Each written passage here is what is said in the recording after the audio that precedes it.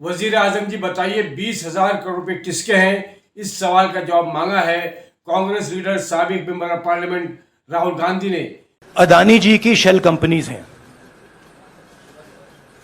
अदानी जी की shell companies हैं, उसमें 20,000 करोड़ रुपया किसी ने इन्वेस्ट किया।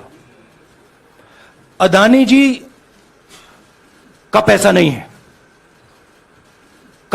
है, अदानी जी का इंफ्रास्ट्रक्चर बिजनेस है, पैसा किसी और का है। सवाल यह है, ये जो 20,000 करोड़ रुपए हैं, ये किसके हैं? जिनकी मनसूबबंद तरीके से गैर आईनी तौर पर पार्लियामानी रुकनीत खत्म कर दी गई। आइए दोस्तों जानते हैं पूरा मामला क्या है। राहुल गांधी बनाम वजीर आजम नरेंद्र मोदी और अडानी। पार्लियामानी रुकनीत मनसूख होने के बाद राहुल गांधी ने प्रेस कॉन्फ्रेंस से खिताब करते हुए कहा कि जमहूरियत पर हर रोज हमला हो रहा है और इसकी हर रोज नई मिसाल सामने आ रही है। मैंने ये पार्लियामेंट में सबूत के साथ वजीर आजम मोदी और अडानी के ताल्लुक पर सवाल पूछा था कि अडानी की फर्जी कंपनियों में किसने 20,000 करोड़ रुपए की सरमायाकारी की है। मैंने पार्लियामेंट में बताया कि वजीर आजम मोदी और अडानी के दरमियान क्या रिश्ता है। मीडिया रिपोर्ट्स का हवाला देते हुए मैंने उन्हें सबूत भी दिए। मैंने मोदी और अडानी की हवाई जहाज की तस्वीर भी पार्लियामेंट में दिखाई। इसके बाद मेरी तकरीर को हस्फ कर दिया गया। राहुल गांधी ने आगे कहा कि मैंने इसके बाद असेंबली स्पीकर को खत लिखा और बताया कि अडानी को उसूल बदलकर एयरपोर्ट फराहम किए गए। उन्होंने कोई जवाब नहीं दिया। मेरे बारे में वज़राए पार्लियामेंट में झूठ बोला कि मैंने बैरूनी कुव्वतों से मदद मांगी। मैंने स्पीकर से कहा कि पार्लियामेंट का उसूल है कि अगर किसी रुकन पर कोई इल्जाम आयद होता है तो उस रुकन को जवाब देने का हक है। मैंने खत लिखा, जवाब नहीं आया। दूसरा खत लिखा, इसका भी कोई जवाब नहीं आया। मैंने उसके बाद स्पीकर से मुलाकात की और पूछा कि आप मुझे बोलने क्यों नहीं दे रहे। स्पीकर सर मुस्कुराते हुए कहते हैं ये मैं नहीं कर सकता। ये बात राहुल गांधी ने बताई।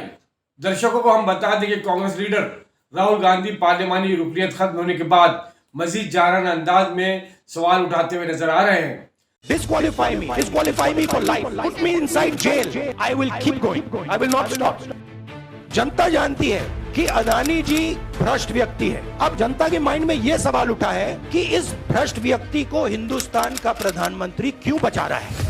We have caught 20,000 crore rupees entering Mr. Adani's company. Nobody knows whose money that is. That money cannot be Mr. Adani's money. All this OBC, disqualification, anti-national, all this is to distract from the panic that the Prime Minister is feeling, that his relationship with Mr. Adani is going to be exposed. Let me tell you, that relationship is going to be exposed. Nobody is going to stop that. मैं सच्चाई बोलता हूँ, राजनीति में ये fashionable बात नहीं है, मगर ये बात मेरे खून में है। मैं और कोई रास्ता निकाल ही नहीं सकता हूँ। तो मेरा काम ये है, ये मेरी तपस्या है, जीवन की तपस्या है। इस देश ने मुझे सब कुछ दिया है, प्यार दिया है, इज्जत दी है, इसलिए मैं ये करता हूँ। सोशल मीडिया पर वीडियो शेयर करके उन्होंने वजीर आजम नरेंद्र मोदी से तल्ख सवाल पूछे हैं। वीडियो के साथ उन्होंने अपने ट्विटर हैंडल पर लिखा है, मैं सच्चाई बोलता हूँ, मुल्क की खातिर बोलता हूँ और आखिरी दम तक सच के रास्ते पर ही चलूंगा। वहीं राहुल गांधी ने कहा कि पार्लियामेंट की रुकनीत मनसूख करके मुझे डराया नहीं जा सकता और मैं सवाल पूछता रहूंगा। उन्होंने कहा सवाल पूछना मैं बंद नहीं करूंगा। नरेंद्र मोदी का अडानी के साथ क्या रिश्ता है और 20,000 करोड़ रुपए किसके हैं, मैं पूछता रहूंगा। मुझे किसी से डर नहीं लगता। अगर ये समझते कि मुझे नाअहल करार देकर, धमकाकर, जेल में डालकर मेरी आवाज बंद कर सकते हैं तो ऐसा नहीं होगा। मैं हिंदुस्तान की जमहूरियत के लिए लड़ रहा हूं और लड़ता रहूंगा। राहुल गांधी के सवाल पर के वजीर आजम जी बताइए 20,000 करोड़ रुपए किसके हैं, जिसका जवाब प्रधान सेवक नरेंद्र मोदी को देना चाहिए। राहुल गांधी की पार्लियामेंट की रुकनीत मनसूख करके भाजपाइयों को लगता है कि उन्होंने 2024 में इंतखाबात जीतने का रास्ता हमवार कर लिया है, तो ये उनकी भूल है। इसका भारी नुकसान उनको भुगतना पड़ सकता है। प्रियंका गांधी की आंधी इनको बर्बाद कर सकती है। ऐसा देश में इस तरह का माहौल बना हुआ है राहुल गांधी की रुकनीत खारिज करने के बाद। भाजपा के स्पोक्स पर्सन हो, चाहे मंत्री हो, चाहे उनके सांसद हो, चाहे प्रधानमंत्री खुद सुबह से शाम तक वो मेरे परिवार के बारे में, राहुल जी के बारे में, मेरे पिताजी के बारे में, मेरी माता जी के बारे में, इंदिरा जी के बारे में और पंडित जी नेहरू जी के बारे में कुछ न कुछ आलोचना करते रहते हैं, कुछ न कुछ अपशब्द। ये सिलसिला पुराना है, सब पूरा देश जानता है, पूरा देश देखता है, ठीक है। उनके खिलाफ किसी जज ने किसी 2 साल का सेंटेंस नहीं दिया, उनको डिस्क्वालीफाई नहीं किया। और मेरे भाई ने क्या किया, अडानी का मुद्दा उठाया। मेरे भाई ने अडानी का मुद्दा उठाया, सवाल पूछे संसद में, इसीलिए ये सब हुआ है। जो केस, जिस केस का स्टे कंप्लेनेंट ने खुद मांगा था, 1 साल से स्टे था, अडानी पे जो भाषण दिया मेरे भाई ने, उसके बाद अचानक उस केस को जिंदा क्यों किया? अगला कदम क्या होगा? ये सरकार अडानी पे जवाब देना नहीं चाहती, डरती है इन सवालों से, इसीलिए ये पूरी प्लानिंग के तहत किया गया है ताकि राहुल जी अगला कदम क्या होगा मैम आपका? देखिए, मैंने कहा अगला कदम क्या होगा? मैंने कहा है कांग्रेस लड़ेगी, राहुल जी लड़ेंगे, हम सब लड़ेंगे। ये हमारे रगों में जो खून दौड़ता है ना, ये शहीदों का खून है।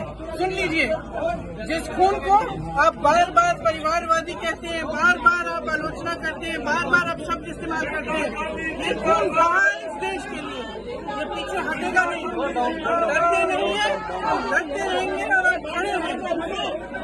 कुछ भी करना चाहे करे, कोई बात नहीं करेंगे। Thank you. वहीं हम दर्शकों को ये भी बता दें कि राहुल गांधी को पार्लियामेंट से नाअहल करार दिए जाने के खिलाफ चंडीगढ़ यूथ कांग्रेस ने ट्रेन रोककर एहतजाज किया। नई दिल्ली चंडीगढ़ शताब्दी ट्रेन को चंडीगढ़ रेलवे स्टेशन पर रोक दिया गया। राहुल गांधी की लोकसभा रुकनीयत मंसूख करने के बाद उनके पार्लियामेंट हल्के वायनाड में भी एहतजाज किया गया। यहाँ के लोगों ने राहुल गांधी की रुकनीयत मंसूख होने के खिलाफ सख्त रद्दअमल का जाहिर करते हुए कहा कि इस फैसले से जाहिर होता है कि हुकूमत उनसे खौफजदा है। वहीं राहुल गांधी की लोकसभा रुकनीयत मंसूख किए जाने के खिलाफ कांग्रेस पार्टी ने मुल्कगीर तहरीक का ऐलान किया है। पार्टी लीडर केसी वेणुगोपाल ने बताया, हम कल से मुल्कगीर तहरीक चलाने का मंसूबा बना रहे हैं। हम कल सुबह 10 बजे से संकल्प सत्याग्रह शुरू करेंगे। मुल्क भर में हमारे पार्टी कारकुनान तमाम रियासतों के हेडक्वार्टरों और गांधी के मुजस्समों के सामने संकल्प सत्याग्रह करेंगे। ये थी दोस्तों आमना सामना मीडिया की खास report. Camera person Shaheen Patel के साथ अपने दोस्त राशिद अजीम को इजाजत दीजिए। जय हिंद, जय महाराष्ट्र।